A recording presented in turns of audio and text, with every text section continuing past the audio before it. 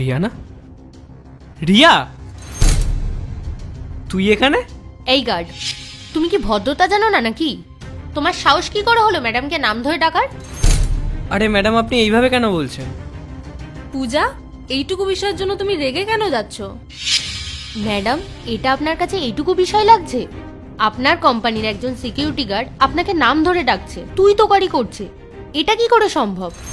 আচ্ছা, সেটা ঠিক আছে, তুমি শান্ত হও। আর আপনি কে? আমি ঠিক চিনতে পারলাম না আপনাকে।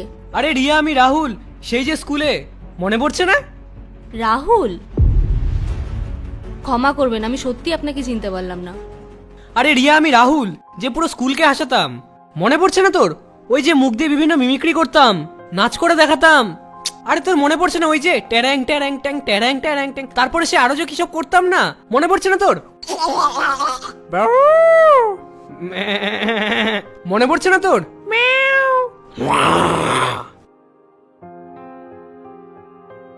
আরে হ্যাঁ, মনে পড়েছে।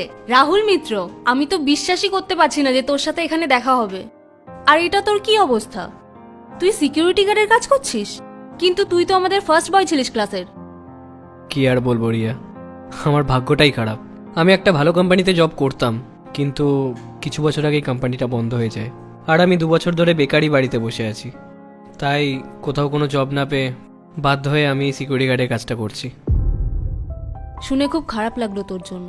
আচ্ছা শোন না, আমি না একটা মিটিংয়ে যাচ্ছি, আমি ফিরে এসে কথা বলি তোর সাথে অফিসে। ঠিক আছে, তুই মিটিংয়ে যা, আমি এখানেই দাঁড়িয়ে আছি। ঠিক আছে, চলো পূজা।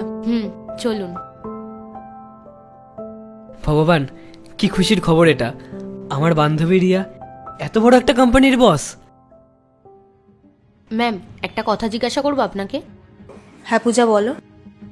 ম্যাম, মানলাম ওই গার্ডটা আপনার বন্ধু, কিন্তু আপনি নিজে একবার ভাবুন, যখন বাকি এমপ্লয়িজরা জানতে পারবে যে এই কোম্পানির বসের বন্ধু একজন গার্ড, সবাই তো আপনাকে নিয়ে নানান কথা বলবে। যারা আপনাকে দেখে এত ভয় পায়, তারাই তো আপনার মজা উড়াবে।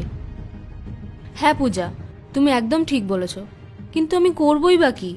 ম্যাম, আপনি একটা কাজ করুন, ওনাকে চাকরি থেকে বার করে দিন, কেউ জানতেও পারবে না, আর বিষয়টা এখানেই মিটে যাবে। ঠিক আছে, আমি দেখছি কি করা যায়। ঠিক আছে ম্যাম, চলুন। ম্যাম, তাহলে ওনার সাথে 10টাতেই মিটিংটা ফিক্সড করছি। রিয়া, তুই আমাকে ডেকেছিলিস? হ্যাঁ রাহুল, আমি তোকে ডেকেছি। দেখ, তুই আমার ছোটবেলার বন্ধু, আর তুই এখানে গার্ডেরও কাজ করিস। তো এখানে যদি সবাই জানতে পারে যে তুই আমার ছোটবেলার বন্ধু, তাহলে তো আমার বদনাম হয়ে যাবে, তাই না? তো তুই এই গার্ডের কাজটা করতে পারবি না। হ্যাঁ, এই জন্যই ম্যাম তোমাকে জব থেকে পার করে দিয়েছে, তাই আজকের পর থেকে আর তোমাকে এখানে আসতে হবে না, ঠিক আছে? যাও এবার। রিয়া, তুই এমন কেন করছিস আমার সাথে? আমি কি এমন অন্যায় করেছি? এই চাকরিটাই তো আমার একমাত্র ভরসা।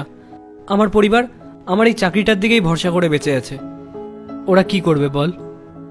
আর আর এত তাড়াতাড়ি আমি কোথায় জব পাবো? আরে আমি কখন বললাম যে তোকে চাকরি থেকে বের করে দিচ্ছি? আমি তো এটাই বললাম যে তুই এখানে গার্ডের না, ম্যানেজারের পোস্টে কাজ করবি। কি? ম্যাডাম, এটা আপনি কি কথা বলছেন? ও আর ম্যানেজারের জব? তুমি তো এটাই বলছিলে যে ও যদি এখানে গার্ডের কাজ করে তাহলে আমার বদনাম হয়ে যাবে। আর ও তো আমার বন্ধু, নিজের বন্ধুকে আমি গার্ডের কাজ কি করে করতে দিতে পারি? ম্যাম, ও একটা সিকিউরিটি গার্ড, আর একজন গার্ড ম্যানেজারের পোস্ট কি করে সামলাবে? দেখো, এটা আমার কোম্পানি, এখানে যেটা হবে সেটা আমি ঠিক করব, তুমি না। তুমি শুধু এটা মাথায় রেখো যে কারোর সম্পর্কে পুরো কথা না জেনে কোনো কথা বলবে না। I am sorry ma'am. আর রাহুল, কাল থেকে তুই এই গার্ডের ড্রেস পরবি না, কাল থেকে সোজা তুই ম্যানেজারের চেয়ারে বসবি। তোকে অনেক ধন্যবাদ রে বন্ধু, তোর এই উপকার আমি কোনোদিনও ভুলবো না। আরে আবার এখানে ধন্যবাদের কি আছে? যেখানে বন্ধুই বন্ধুর কাজে না লাগে সেখানে বন্ধুত্ব কিসের? আর পূজা, তুমি একটা কথা বলো, তোমার বন্ধু যদি এই ধরনের একটা কাজ করতো তাহলে তুমি কি করতে? তাকে কাজ থেকে বের করে দিতে? আরে বন্ধুই যদি বন্ধুর হেল্প না করে তাহলে সেটা কিসের বন্ধুত্ব? ঠিক আছে, তোকে অনেক অনেক ধন্যবাদ রিয়া। আরে আমি বললাম না ধন্যবাদ জানাতে হবে না? গরিব বড় লোক দেখে বন্ধুত্ব হয় নাকি? আসছি আমি।